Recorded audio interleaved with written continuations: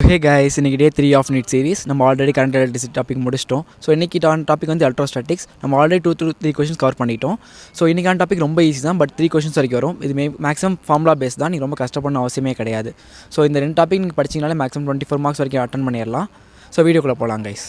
So இன்றைக்கான topic என்னென்னு பார்த்தீங்கன்னா எலக்ட்ரோஸ்டாட்டிக்ஸ். ரொம்ப ஈஸியான டாபிக் தான், ரொம்ப அண்டர்ஸ்டாபிளாக தான் இருக்கும். ஆனால் இது வந்து 2 to 3 கொஷின்ஸ் வரைக்கும் வரும். கொஷின்ஸுமே ஓரளவுக்கு உங்களுக்கு ஈஸியாக தான் இருக்கும்.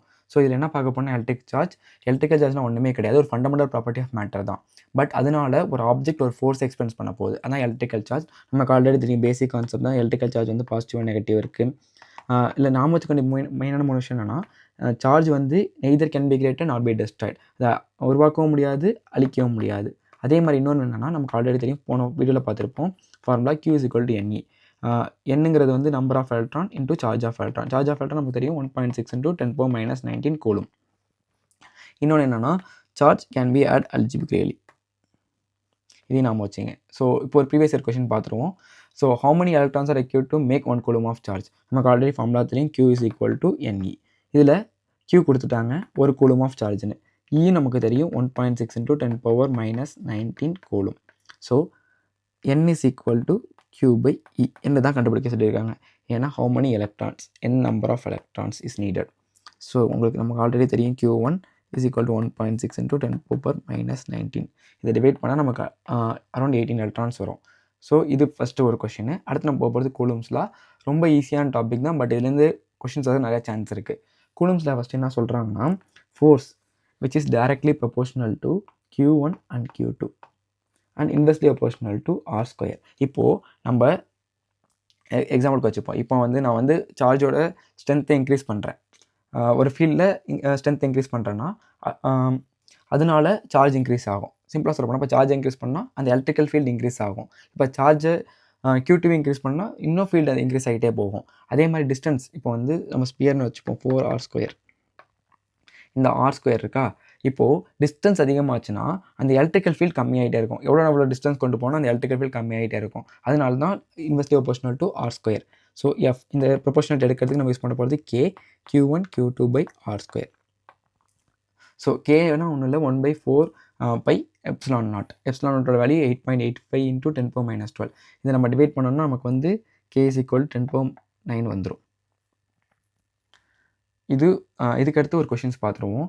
என்ன சொல்லியிருக்காங்கன்னா, இப்போது ஒரு டிஸ்டன்ஸ் இருக்குது 2 சார்ஜுக்கு நல்ல, அது வந்து பாதியாக மாறிடுச்சு. இப்போ ஃபோர்ஸுக்கு என்ன ஆக போகுது, இதுதான் கொஷின். இப்போ நமக்கு ஆல்ரெடி தெரியும் F is directly proportional to 1/R². So ஓகேங்களா, இப்போது F is equal to 1/R². So R became reduced 1/2.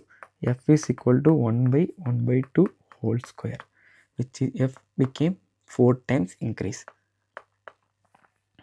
So அடுத்து எலக்ட்ரிக்கல் ஃபீல்டுனா என்னென்னு பார்த்துருவோம்.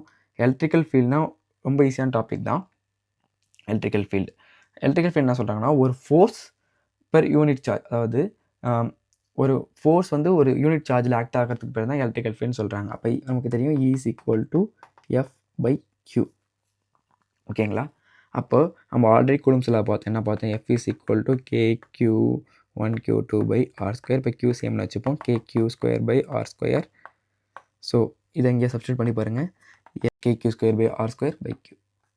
ஸோ போயிடுச்சு. So E = KQ/R². இது மாதிரி சப்ஸ்டியூட் பண்ணி நீங்கள் ஈஸியாக ஃபார்முலா டெரைவ் பண்ணிக்கலாம். ஸோ இது மெமரி பண்ணுங்கிறவங்களுக்கு அவசியமே இருக்காது. இதை வச்சு ஒரு ப்ரீவியஸ் இயர் கொஷின் பார்த்துடலாம். நீட் 2021 என்ன கேட்டிருக்காங்கன்னா, if electrical field at distance R is E அப்படின்னு சொல்லியிருக்காங்க, what will be the distance at 2R. இதான் கொஷின். இப்போ எலக்ட்ரிக்கல் ஃபீல்டு E இருக்குது, ஒரு டிஸ்டன்ஸ் ஆரில் இருக்குது. இப்போ இந்த டிஸ்டன்ஸ் வந்து 2R மாறிடுச்சுன்னா என்ன பண்ண போகிறீங்க, அதான் கேட்டிருக்காங்க. நமக்கு ஆல்ரெடி தெரியும் E = KQ/R². இப்போ டிரைவ் பண்ணது தான். So E at R distance வந்து சேம் தான், KQ/R². நமக்கு என்ன கேட்டிருக்காங்க, E at a distance of 2R என்னன்னு கேட்டிருக்காங்க. அப்போ KQ/2R². So E2R is equal to KQ/4R². So இப்போ நம்ம அந்த E at Rயும் E at 2Rயும் இது பண்ண போகிறோம். நமக்கு ஆல்ரெடி என்னன்னு தெரியும், E at 2R is equal to 1/4 × KQ/R², which is known as E. So 1/4E. ஓகேவா? இப்போது E is directly proportional to inversely proportional to R square. So இப்போது என்ன அந்த சப்ஸ்டியூட் பண்ணி பார்த்தோம்னா நமக்கு என்ன வரும் அப்படின்னா இந்த ஆன்சர்ஸுக்கு E/4, அதாவது E at 2R which is equal to 1/4 into E at R. So அடுத்து நம்ம என்ன பார்க்க போகிறோம்னா எலக்ட்ரிக்கல் டைபோல் தான். எலக்ட்ரிக்கல் டைபோல்னா ஒன்றுமே இல்லை, இப்போ 2 சார்ஜ் இருக்குது, Q1 Q2ன்னு வச்சுப்போம். இது ரெண்டுமே ஆப்போசிட் சார்ஜஸ், இது ப்ளஸ் நெகட்டிவ் வச்சுப்போம். இது வந்து ஒரு டிஸ்டன்ஸால் டிவைட் பண்ண போகிறாங்க. இதுக்கு பேர் தான் எலக்ட்ரிக்கல் டைபோல்.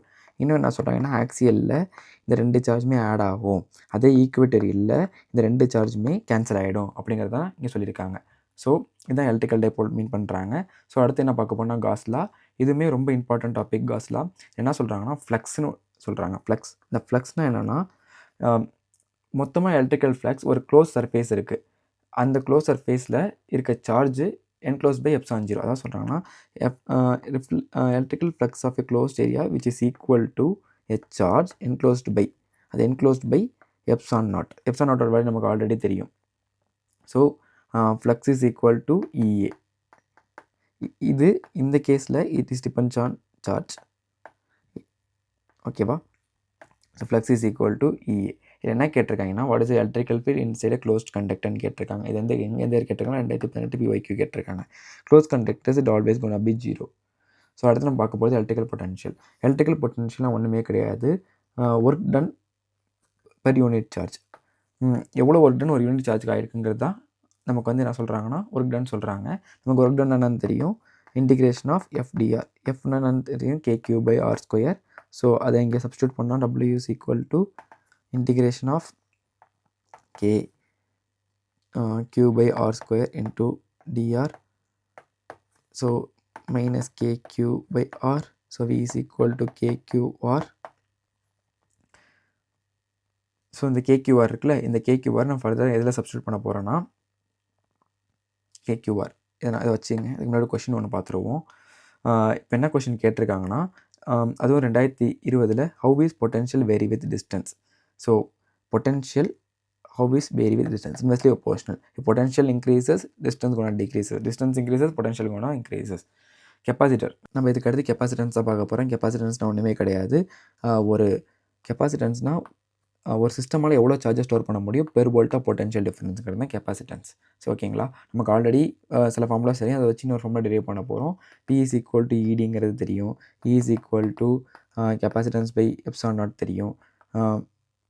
ஸோ நமக்கு தெரியும் capacitance is equal to Q/A. So V is equal to E தெரியும், capacitance by epsilon naught into D. Epsilon naught is equal to Q/A.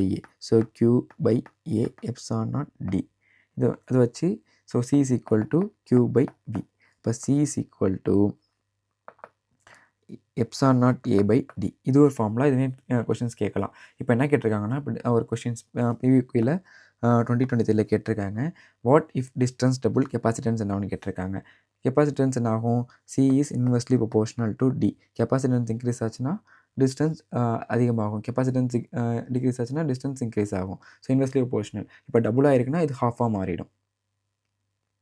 So அடுத்து எனர்ஜி, அப்படி கெப்பாசிட்டியில் இன்னொன்றுமே பார்த்துருவோம். சீரீஸாக இருந்துச்சுன்னா நீங்கள் வந்து என்ன பண்ணணும்னா 2 இருக்குது, சீரீஸ் இருக்குது, அப்புறம் வந்து பேரலல் இருக்குது. சிம்பிள் தான் சீரீஸில். இப்போ சீரீஸ்னு வச்சுங்க, C is equal to 1/C1 + C2. இதே பேரலல்னா C is equal to C1 + C2. இதை ரிமெம்பர் பண்ணிங்க, மேக்ஸிமம் கேட்டால் இது பண்ணிக்கலாம். இப்போ டிரைவ் பண்ணி அதையும் ரிமெம்பர் பண்ணுற மாதிரி இருக்கும், அதனால தான் உங்களுக்கு ஈஸியாக சொல்லிட்டேன். அடுத்து எனர்ஜி ஸ்டோர்டு. எனர்ஜி ஸ்டோரின்னு கெப்பாசிட்டர். எனர்ஜி அடுத்து அதான் டிரைவ் பண்ண போகிறோம் அந்த ஃபார்முலா. இப்போ ஒர்க் டன் இஸ் நமக்கு தெரியும், differentiation of VdQ. So V is equal to நம்ம Q/Cன்னு தெரியும். So W is equal to integration of Q/C into DQ with is equal to Q²/2C. So energy is equal to of CV². ஏன்னா Q is equal to CV. So U is equal to of CV² derive பண்ணியாச்சு. இதுனா CVனா நமக்கு already தெரியும் capacitance, Vனா potential difference. So energy store என்ன சொல்கிறாங்கன்னா half of the capacitance into potential difference ஸ்கொயர்னு சொல்லியிருக்காங்க. இப்போ வோல்டேஜ் டபுள் ஆகிடுச்சு, இப்போ எனர்ஜி என்ன ஆக போகுதுன்னு கேட்குறாங்க. Voltage is directly proportional to V². So voltage வந்து இப்போ 2 டைம்ஸ் இன்க்ரீஸ் ஆகிடுச்சு அப்படின்னு சொன்னாங்கன்னா so energy is directly proportional to 2 square 4 time energy increase ஆக போகுது. நடத்த எல்லாமே உங்களுக்கு புரிஞ்சிருக்குன்னு நினைக்கிறேன். ஸோ நிறைய சம்ஸ் ட்ரை பண்ணி பார்த்துட்டே இருங்க. ஏன்னா இதில் பார்க்குறதோட உங்களுக்கு வந்து எக்ஸாம்பிள் பார்க்க டஃப்பாக இருக்கும். நீங்கள் கொஷின் சால்வ் பண்ணலைன்னா நீங்கள் ஆல்ரெடி என்ன சொல்லியிருந்தா ப்ரீவியஸ் இயர் கொஷின்ஸாக சால்வ் பண்ணி காட்டுங்கன்னு சொல்லியிருந்தீங்க. ஸோ அதுவுமே இன்க்ளூட் பண்ணியிருக்கோம். ஸோ உங்களுக்கு ஃபர்தர் ஏதாச்சும் இம்ப்ரூவ்மெண்ட் பண்ணலாம்னு சொல்லுங்கள், அது இம்ப்ரூவ் பண்ணிட்டே போகலாம். ஸோ நெக்ஸ்ட் வீடியோவில் பார்க்கலாம் கைஸ். பை.